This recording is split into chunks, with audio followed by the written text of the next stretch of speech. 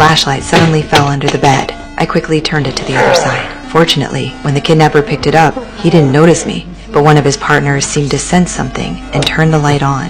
I was frozen with fear, staring at the kidnapper just inches away. My heart nearly stopped. Even my toes were clenched tight. Luckily, they were all looking at the bed. It turned out the leader was lying on the bed. When they broke in, my boyfriend hurt him. The boss, getting stabbed, meant my boyfriend was probably dead. I couldn't help but shed a tear, but quickly closed my eyes, afraid the tear might fall onto the floor. Just when I was nearly hopeless, the chance came. The henchmen were sent to clean up the blood, leaving only Jack in the room with the boss. Jack, seeing the boss in pain, was about to look up healing methods online when my bag dropped to the floor. I saw the phone inside, and a glimmer of hope sparked inside me. I grabbed the stick, ready to peek out, but Jack suddenly looked over at me. I froze, not daring to move. Thankfully, Jack was just talking to the boss, not noticing me. I couldn't waste any more time, carefully stretched the stick out, and slowly moved towards the bag. When I finally touched the bag, the stick was too thick. It couldn't catch the strap. I felt helpless, but success was within reach. I didn't want to give up. Seeing Jack distracted, I made a bold decision. I gently put down the stick,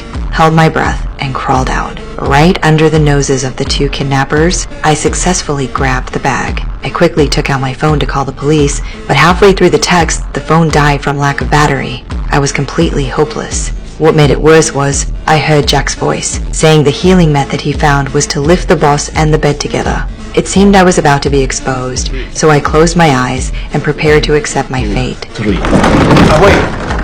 Wait there. The wife.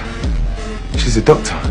Then I realized someone was still alive in my boyfriend's house. Soon, a woman was brought in. She seemed to know about my secret meetings with my boyfriend and accidentally dropped her watch on the floor. When she crouched down to pick it up, she saw me under the bed. But now, I was the only one who could save her family. She pretended to stay calm, stood up, and began stitching up the boss's wound. But the henchmen were watching too closely, and neither of us found a way to escape. In the end, I had to stay hidden under the bed while she was taken to another room. She and my boyfriend were both tied to the bed, while my boyfriend's father wore a suit, and the kidnappers even helped him put on a tie. It turned out they planned to use his position as a bank manager to rob the largest bank in town. After the father was taken away, most of the kidnappers left to execute the plan. Only the boss remained in the room. I waited for the bed to stay still, thinking the boss had fallen asleep, ready to take a peek. But Jack suddenly walked in. Fortunately, he didn't notice me, but the conversation that followed made my eyes widen in terror.